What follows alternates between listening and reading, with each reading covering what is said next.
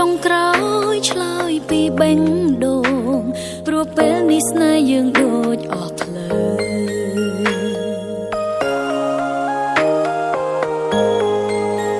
ធ្វើនេះខំធ្វើនោះខំមិនដែលត្រូវព្រោះចិត្តទៅលែងឃើញអូនល្អដូចមុនទៅណាក៏លែងសប្បាយមានតែពាក្យថាធុញបងថាធុញ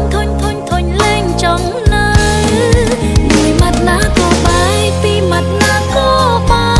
យអូនលែងហ៊ានប្រកាយបងចង់បែកទៅបងនឹងលែងឃើញមុខអូនពីពេលនេះទៅ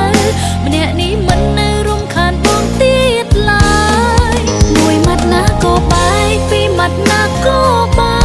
យអូនលែងហ៊ានប្រកាយចិត្តបងថ្លៃទៅ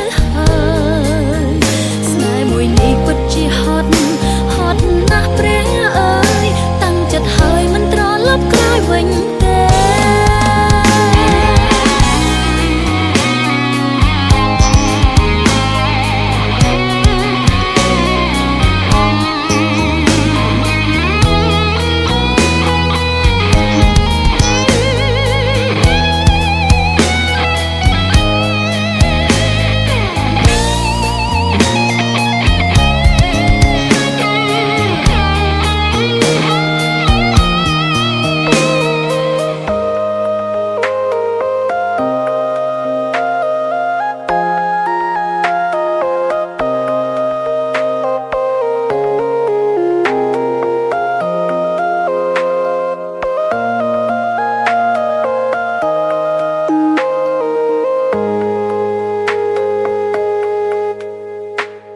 បន្តិចបានទេមុនពេលអូនចាក់ចេញ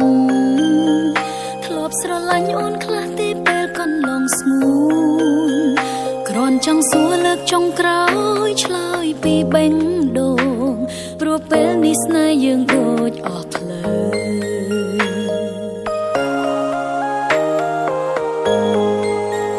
ធ្វើនេះខំធ្វើនោះខំមិនដែលត្រូវព្រោះចិត្តទៅលែងឃើញអូនល្អដូចមុនទៅណាក៏លែងសប្បាយមានតែពាក្យថាធុញបងថាធុញលែងចង់នៅមួយម៉ាត់ណាក៏បាយពីរម៉ាត់ណាក៏បា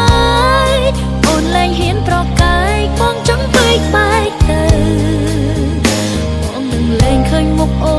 នពីពេលនេះទៅម្នាក់នេះមិននៅរំខានបងទៀតឡើយមួយម៉ាត់ណាក៏បាយពីរម៉ាត់ណាក៏បាយអូនលែងហ៊ានប្រកាយចិត្តបងថ្លៃទៅហើយស្នេហ៍មួយនេះពិតជាហត់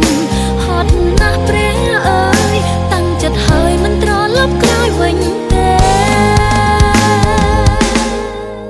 មួយម៉ាត់ណាក៏បាយពីរម៉ាត់ណាក៏បាយអូនលែងហ៊ានប្រកាយបងចង់បែកទៅ